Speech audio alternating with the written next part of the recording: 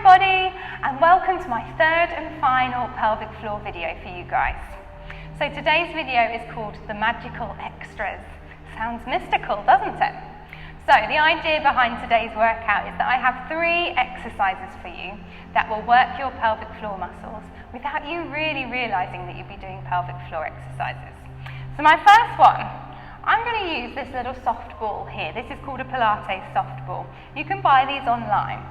You don't have to use a soft ball like this. You could use a football, you could use a cushion, okay, or a rolled up towel. So whatever you've got, whatever item you've decided to use, pop it in between your knees, okay, and all I want you to do is squeeze your knees together. So you're squeezing the object between your knees, whether it's the ball, the cushion, the towel, that's it, and release. When you squeeze that ball, you should feel that your inside thigh muscles here start to engage. So do it one more time and just see if you can feel that those inside thigh muscles are starting to feel like they're tightening up. You'll also feel a bit of work on the top, but we're also going to feel that work in between the legs there. Good. Now, the reason this is a magical extra is that because when we get those inside thigh muscles engaging, that also makes the pelvic floor start to tone up and engage too. So the inside thigh muscles connect to the pelvic floor through some connective tissue called fascia. So anytime we squeeze that ball, we're going to start to get a little bit of tone generating in the pelvic floor as well. Alrighty? So let's try a round of your pelvic floors, but we're not actually going to do your pelvic floors, we're going to squeeze the ball instead. So we're going to do power, speed, and then endurance. Okie doke. So sitting up nice and tall, helium balloon, excellent. When you're ready, take a big breath in. And as you breathe out, squeeze the ball as hard as you can. Breathe in, relax. Breathe out, engage. Breathe in, relax. Breathe out, squeeze the ball. Breathe in, relax. Breathe out, squeeze the cushion. Breathe in, relax. Breathe out, squeeze as hard as you can. Breathe in, release. Breathe out, squeeze. Breathe in, release. 2 more times. Breathe out, squeeze. Breathe in, release. 1 more time. Breathe out, squeeze. And breathe in, release. Excellent. Speedy contractions. So we breathe normally. We've still got our nice posture, and we're just going to squeeze as quickly as we can. Squeeze, release. Squeeze, release. Squeeze, release. That's it. Squeeze, squeeze, squeeze. That's it. Keep going. 5, 4, 3, 2, 1. Good. Anybody else's legs starting to feel a little bit wobbly? Okay. So from there, last one is your endurance.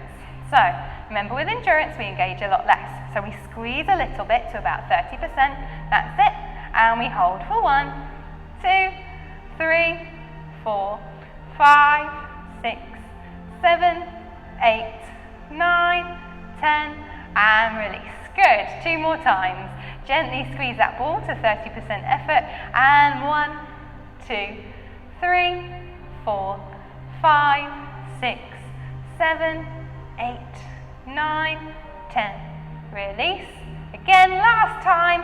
A gentle squeeze on the ball. Gentle squeeze for 1, 2, 3, 4, 5, 6, 7, 8, 9, 10, and release.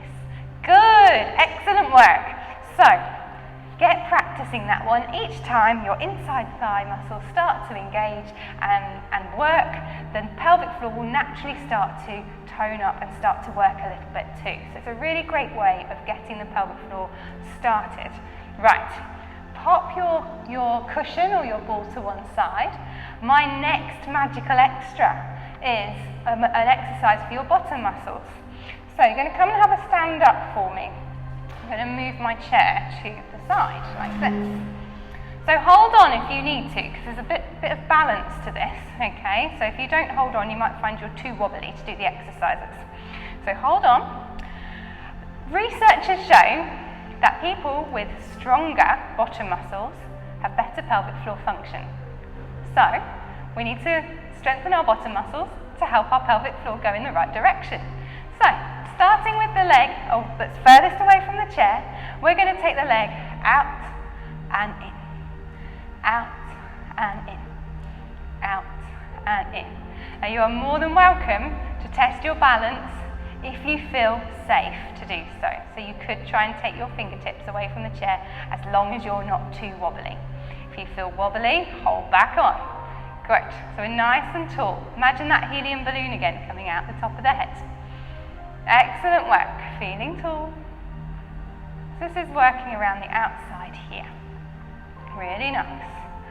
5, 4, 3, 2, and 1. Good. Turn to face your chair, or it might be the wall that you're holding on to. Same leg, still the right leg. I want you to bend the knee up, that's it. And I want you to imagine, this is called a donkey kick. So imagine you're a donkey and you're going to kick your leg behind you and you're going to squeeze your bum. Squeeze your bum, release. Squeeze your bum, release. Squeeze, release. Squeeze, release. Squeeze, release. That's it. And notice, if you just take a look at me, that I'm still nice and upright in my body. If at all, if this makes your lower back start to ache, you can lean forwards a little bit. Try and squeeze your bottom as much as you can. Squeeze, release. Squeeze, release. 5, 4, 3, 2, 1, and let go. Whilst we're facing the chair, feet just a little bit apart, let's just practice squeezing the bottom on its own. So let's squeeze the bottom cheeks together and release. And again, squeeze the bottom and release. Squeeze your bottom and release. Squeeze your bottom and release. Squeeze, release. Final one, squeeze and release. Good, let's try all that on the other side. So, make sure you're still supporting yourself. That's it. So the leg is going to go out and in. So, nice and tall, holding on, out and in. Your belly button faces forwards all the time. Good, that's it. So we're nice and strong on that supporting leg, and that outside leg is starting to get all those glute muscles and all those legs, all those muscles around the hips firing. And like I said, research shows that people with stronger bottom muscles have better pelvic floor function. So it would be silly not to strengthen those bottom muscles whilst we're trying to improve those pelvic floors. That's it. 5, 4, 3, 2, and 1. Good. Turn to face the chair or face the wall. Bend that left knee up. Kick back. Release. Squeeze your bum. Release. Ideally, I want you to be standing up as tall as you can. But if you get an achy back doing this exercise, do feel free to bring your shoulders forwards a little bit. Squeeze your bum. Release. Squeeze. Release. Squeeze. Release. Squeeze. Release. Squeeze. Good. You might even find that the leg that you're standing on is feeling a bit achy, where that leg is also having to work to keep you balanced. 5, 4, 3, 2, 1, and release. Good work. So that's your second magical extra.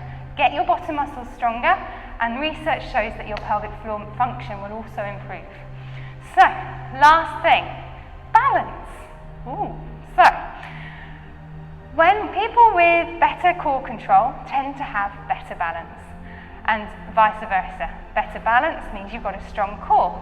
So, core muscles are made up of that pelvic floor, that diaphragm, those muscles that wrap around the tummy, and those muscles up the spine that we saw in my education video. Okay, so we're going to work on our balance on the premise that when we make ourselves a little bit wobbly, all those core muscles start to engage, including the pelvic floor. So let's start with feet underneath the hips. Okay, holding on, fingertip hold. If you feel really balanced, you don't have to hold on, but hold on if you need to. We're going to sway forwards to the toes and back to the heels. So just a gentle sway forwards and back. That's it. Trying to keep your balance. Like I said, if you feel balanced, you could try taking the hand away, but please just make sure you're being safe. If you feel wobbly at all, please hold on. That's it.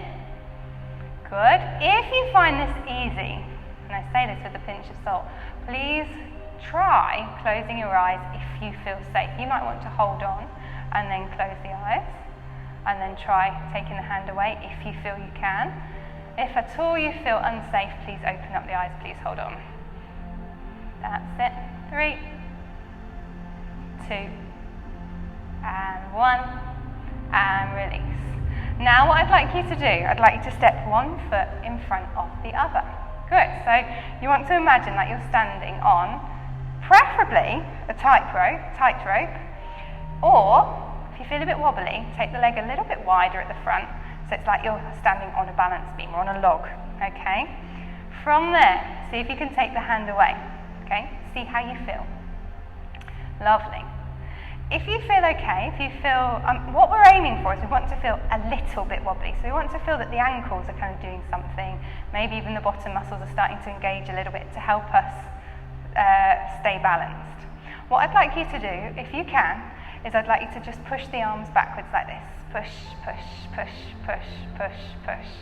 Excellent. I want you to stay standing up nice and tall. Lovely, and you're just pushing those arms back, and that push is going to start to engage the tummy muscles, and you're also still challenging your balance with your legs in that position. Good, lovely, keep breathing, very nice. 5, 4, 3, 2, and 1, and release. Excellent, try the other side. It might feel quite different one side to the other. So, tightrope stance is one foot directly in front of the other. Balance beam is the front leg is just slightly wider, okay? See where you feel safest. You want to feel a little bit of a wobble in the ankles, okay? So you want to feel slightly unsteady. Good, lovely. Find your balance, see if you can take your hand away from your chair or your wall. If you can't, don't worry, keep holding on. Good. And if you want to take it a little bit further, start to pulse those arms again. That's it. Gently pushing those arms back, back, back, whilst maintaining that balanced position. Excellent. Keep breathing. Lovely. 5, 4, 3, 2, and 1, and release. Excellent work. Come and have a sit down on your chair for me. Good. And lastly, what we're going to do is we're just going to do a couple of really nice big breaths. So research has also shown that people who have a better, more functional diaphragm, a diaphragm that can flatten and dome back up, and good breathing patterns, they tend to have better pelvic floor function because the two affect each other. Okay, so I just want to finish by practicing some nice big breathing exercises. So again, it's one of those exercises that you wouldn't really think you were working on your pelvic floor, but if you get your breathing much bigger and much more functional, then you'll find that that will help the pelvic floor improve as well. So hands onto the lower ribs. Okay, I want you to take a really nice big breath in through your nose and really try and feel where your hands are, that your rib cage is expanding. Good, and then breathe out through the mouth. Good, lovely. So next time we do this, we're going to do the same on the breath in, biggest breath in that you can, really trying to feel the lower ribs expand. And then as you breathe out, you're going to breathe out through your mouth, and I want you to imagine you're breathing out through a straw and you're blowing bubbles through a straw. So you're going to take a big breath in, and big breath out through that straw. Good. Big breath in. Big breath out. Good, and again, big breath in. Breathe out all the way. One more. Big breath in. Breath out, blow those bubbles. Excellent. Well done, everybody. So that was the last of my 3 videos. I really hope you found them helpful. The nice thing about these being on videos is that you can watch them over and over again, which is really helpful when you're learning how to do something new. So please feel free to watch these videos as much as you like, and please practice these exercises every single day. Alrighty, I hope you're well. Take care of yourselves. Bye!